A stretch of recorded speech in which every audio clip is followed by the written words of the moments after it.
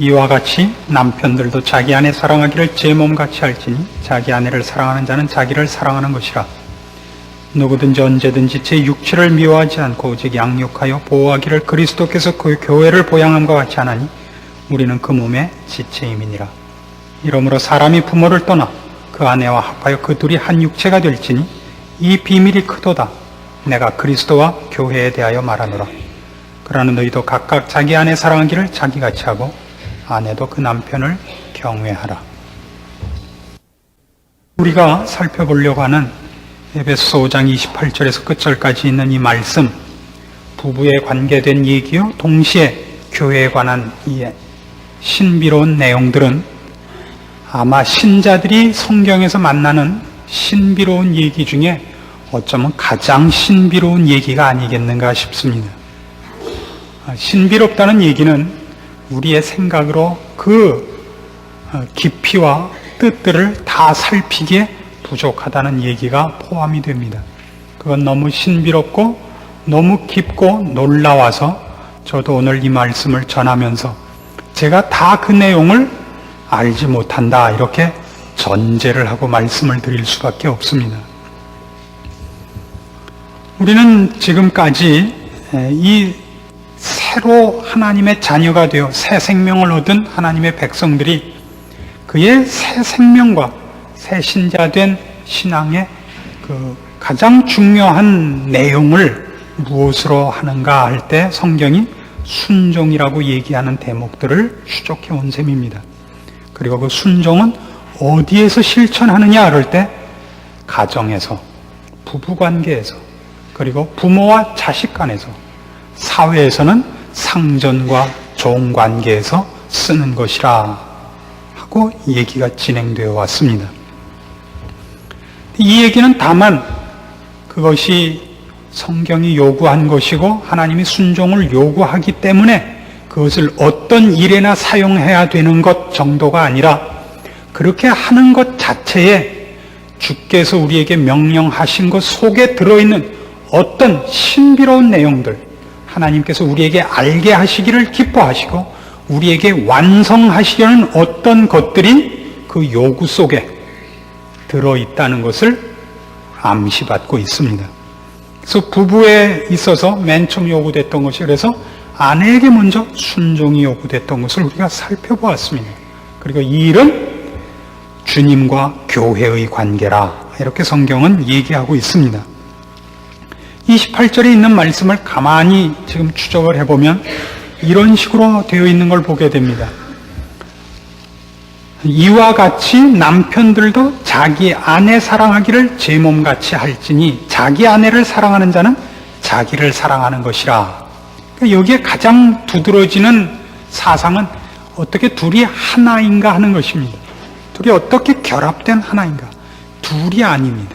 그것은 듀엣을 하는 정도가 아닙니다.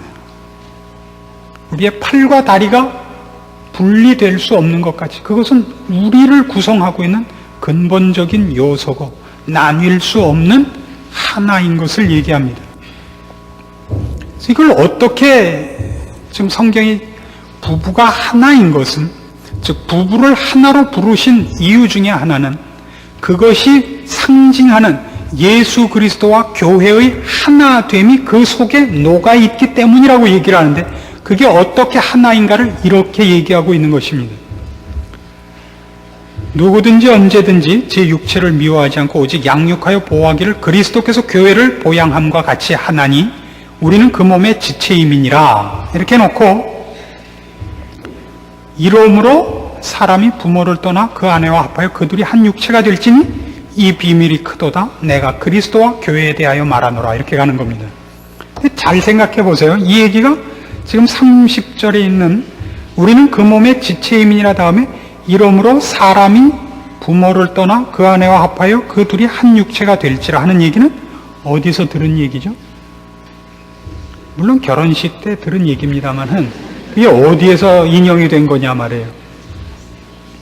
창세기에서 아담에게 하와를 만들어 줘놓고 나온 얘기였단 말이에요. 이 얼마나 그거랑 일관된 얘기냐면요. 우리 본문에 빠져 있는 구절이 있습니다. 30절이 사실은 뒷 하반절이 빠져 있습니다. 하반절이 이런 게 붙어 있습니다. 우리는 그 몸의 지체요 그 살과 뼈라. 이 말이 빠져 있어요. 우리말 성경에. 이게 어디 있는 얘기죠? 이게 바로 아담이 하와를 가르쳐서 했던 얘기라고요. 그때는 아담과 하와를 놓고 한 얘기인데 지금은 무엇과 무엇 사이의 얘기냐면 예수 그리스도와 교회에 관한 얘기를 꼭 그렇게 표현을 한다고요. 우리는 그 몸의 지체요 그 살과 뼈라. 이러므로 사람이 부모를 떠나 그 아내와 합하여 그들이 한 육체가 될지라라고 똑같이 창세기 2장에서 했던 얘기를 여기서 반복을 하고 있는 것입니다. 그래서 우린 이 뜻이 갖는 것이 얼마나 깊은가 하는 것을 이제 성경이 설명하는 데까지 좀 추적을 해야겠습니다. 성경은 이런 얘기를 하고 싶은 것입니다.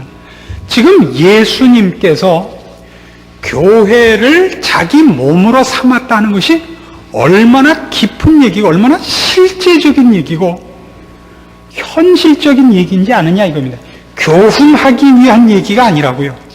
조조가 원정을 나가서 그곳에 있는 그 지방 사람들의 마음을 사기 위해서 자기 군사들에게 명령을 내렸죠. 논이나 밭을 밟는 사람은 사형이다. 그랬는데 그러면 자기 말이 놀라 뛰는 바람에 자기가 밟았다고요.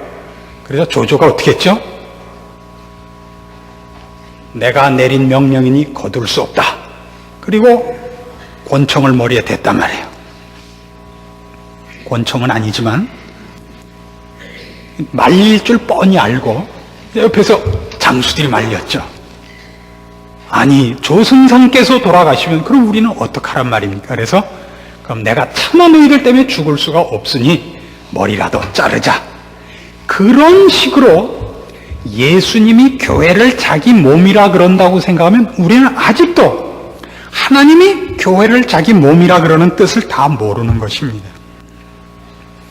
우리 종종 서로 사랑한다 할 때 그러죠. 그 사람이 죽으라 그러면 죽는 신용이라도 한다. 그래서 이거 뭐 유명한 얘기. 나는 내가 좋아하는 것이라면 무엇이든지 해. 그래서 그런 거 있대요. 뭐 설같이 얘기해 이게. 그러니까 이 목사가 설교 하나를 하기 위해서 도대체 어느 만큼을 이 준비를 해야 되는 거예요.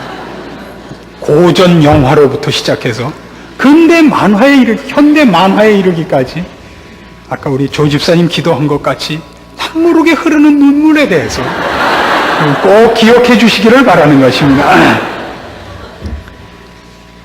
그러니까 지금 성경이 얘기하는 것은 참 놀라운 것입니다. 예수님을 가르쳐서 그를 둘째 아담이라 마지막 아담이라 그러는 것은 다만 인류의 시조로서 대표자로서만 얘기하는 것이 아니라 처음과 똑같은 어떤 개념이 그 속에 같이 들어있기 때문인 것입니다. 그건 뭐냐 하면 아담에게 하와를 지어줘 둘을 하나로 묶으신 것 같이 지금 예수님께서 우리를 그 뼈의 뼈로 살의 살로 우리를 인정하셔서 우리가 없으면 예수님 혼자서는 존재하시지 않기로 하시는 것 같이 우리를 요구하신다고요. 우리 옛날에 결혼할 때 다 그랬잖아요. 당신 없는 세상은 안고 없는 찐빵이요. 그때 다 한번 해봤잖아요. 예수님이 지금 말하자면 우리가 없다면 예수님은 만족하시지 않겠다는 것입니다. 우리 창세기 2장으로 돌아가 보십시다. 2장 21절 말씀부터 봅니다. 여호와 하나님이 아담을 깊이 잠들게 하시니 잠들매 그가 그 갈빗대 하나를 취하고 살로 대신 채우시고 여호와 하나님이 아담에게서 취하신 그 갈빗대로 여자를 만드시고 그를 아담에게로 이끌어 오시니 아담이 가로되 이는 내 뼈 중에 뼈요 살 중에 살이라 이것을 남자에게서 취하였은즉 여자라 칭하리라 하니라. 이러므로 남자가 부모를 떠나 그 아내와 연합하여 둘이 한 몸을 이룰지로다. 이렇게 나오는 겁니다.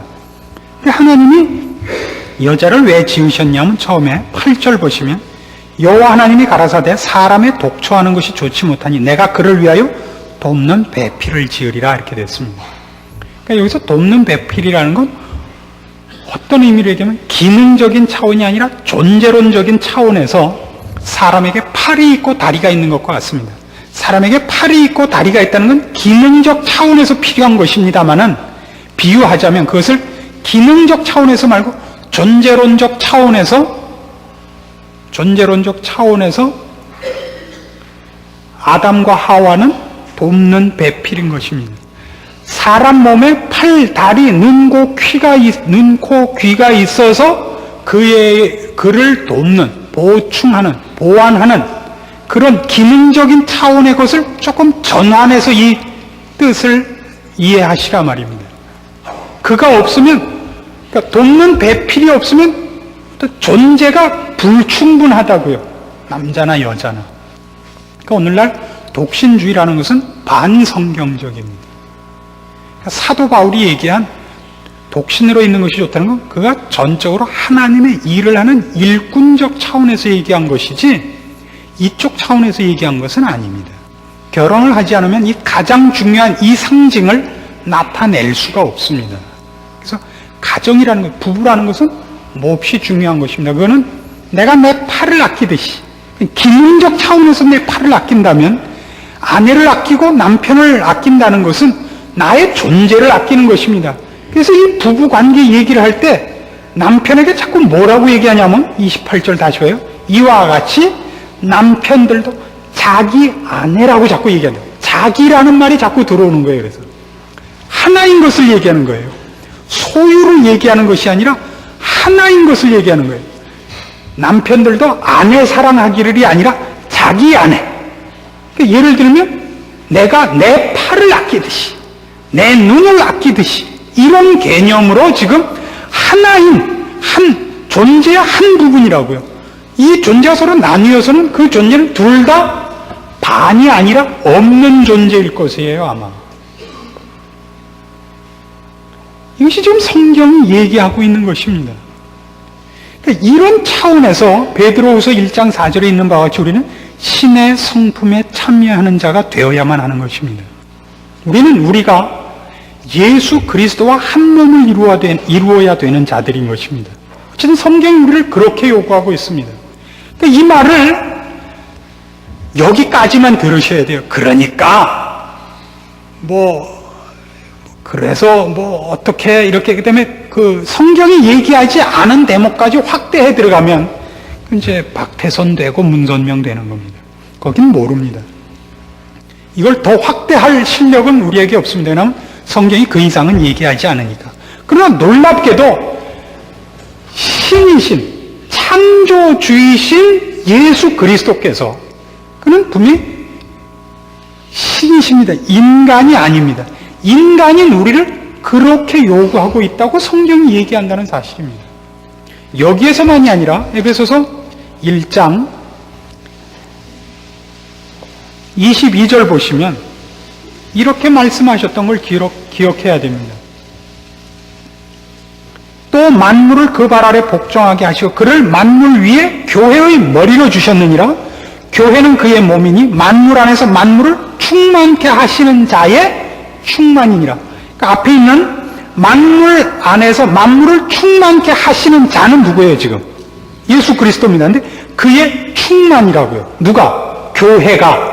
그러니까 이게 무슨 뜻이냐면 만물을 충만케 하시는 자 예수 그리스도를 충만케 하는 건 누구냐면 교회라고요. 그러니까 지금 이 본문을 직역을 하자면 예수 그리스도께서는 교회가 없으면, 즉 신자가 없으면 자신의 충만이 차지 않으시기로 결정을 했다는 뜻이 됩니다.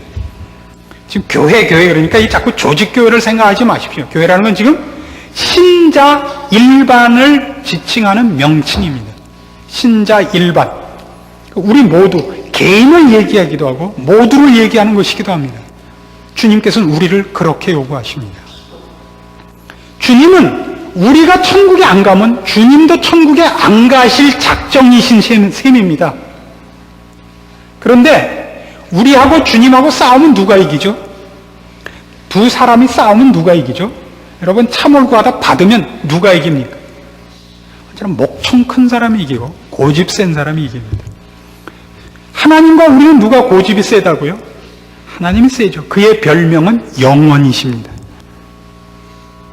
우리는 아무리 우겼자 60년에서 80년밖에 못 우깁니다. 하나님은 영원토록 우기실 수 있는 분입니다. 그가 늘 이기십니다. 그래서 우리가 그리스도를 끌고 지옥으로 가는 일은 없습니다. 우린 하나입니다. 그가 우리를 끌어 천국에 앉히고야 말 것입니다. 거기에 뭐가 있냐면 운명을 같이 한다는 연합이 있다고요. 부부는 그런 것입니다. 이혼이 불가능합니다. 주를 배척한다면 그건 할 수 없습니다. 부부 간에서도 이혼이 성립되는 유일한 것은 간음인 것입니다. 그래서 둘의 연합을 깨는 것. 아내를 아내로, 남편을 남편으로 한 몸 되는 것을 거부하는 것으로는 둘을 깹니다. 그건 이혼 사유가 됩니다. 그 이외의 것으로는 깨서는 안 됩니다. 우리가 주를 외면하고 주를 안 믿겠다고 하는 것으로는 깨집니다. 그러나 우리가 혹 거짓말을 하고 혹 사기를 치고 혹 딴짓을 하고 혹 전보로 다녀도 그걸로는 안 깨집니다. 귀쌈을 맞죠. 오해하지 마십시오. 그것이 지금 성경이 얘기하는 것입니다. 그래서 이 대목을 볼 때마다 재미있는 것이 이겁니다. 그럼 이게 무슨 뜻이 될까요? 우리는 그 몸의 지체요, 그 살과 뼈니라. 이러므로 사람이 부모를 떠나 그 아내와 합하여 그들이 한 육체가 될지니 이 비밀이 크도다. 내가 그리스도와 교회에 대하여 말하노라. 얼마나 재밌는 얘기입니까? 원래 이거는 우리 결혼할 땐 보통 그렇게 얘기를 합니다. 부모를 떠나서 이젠 부부가 돼서 둘이 하나다. 이건 말하자면 지금 이 대목에서 확인되는 것은 우리가 우리를 낳아준 부모를 떠나 아내를 혹은 남편을 만나 하나가 된다는 뜻보다 훨씬 고급한 뜻이더라 말입니다. 실제로 이건 누구에 관한 예언이냐면 예수 그리스도에 관한 예언이더라고요. 보좌를 떠나 그의 아버지를 떠나 우리와 하나 되기 위하여 성육신하시는 겁니다. 삼위 하나님 중에 육체를 가지시는 분은 그래서 성자 예수님밖에 없습니다. 그는 왜 육체를 가지시느냐? 우리와 하나 되기 위하여 가지시는 것 같습니다. 인간이 되셨습니다. 우리와 하나가 되기 위해서 그분은 인간의 몸을 가지셨고 사역, 대속 사역을 위해서만 육체를 가지신 것이 아닙니다. 부활하셔서도 육체를 갖고 승천하십니다. 그래서 우리가 천국에 가면 예수 그리스도를 육체로 만날 것입니다. 이것은 상당한 도무지 우리로서는 신비로운 얘기들입니다. 우리는 도무지 상상할 수 없는 너무나 놀라운 대접이요 약속들입니다. 이것이 성경이 얘기하고 있는 하나님께서 교회를 세우신 그리고 그 교회를 향하여 갖고 계시는 엄청난 뜻입니다. 교회란 그런 의미에서 실패할 수 없는 데인 것입니다. 하나님의 자녀들이란 실패될 수 없습니다. 매를 무수히 맞는 경우는 있어도 그가 많은 우여곡절을 겪을 수는 있어도 끝이 실패되는 것으로 끝날 수는 없습니다. 그러니까 전자 앞에 있는 것은 기자 앞에 있는 것보다 하나가 적어야 됩니다. 7전 8기고 20전 21기면 되는 거예요. 끝이 올라가면 되는 거 아닙니까? 어쨌든 앞에서 500번 넘어졌으면 501번 일어나도록 되어 있는 것이 심자의 생애입니다. 그걸 믿으십니까? 안 믿어지시죠? 성경이 그렇게 얘기를 하는 겁니다. 주님께서는 우리를 빼놓고는 스스로는 홀로 충만하시지 않기로 작정을 하셨다고요. 그래서 교회를 만드셨다는 겁니다. 그래서 그걸 위하여 조직을, 말하자면 어떤 직분을, 봉사자를 세우고 계시는 겁니다. 말씀을 주시는 겁니다.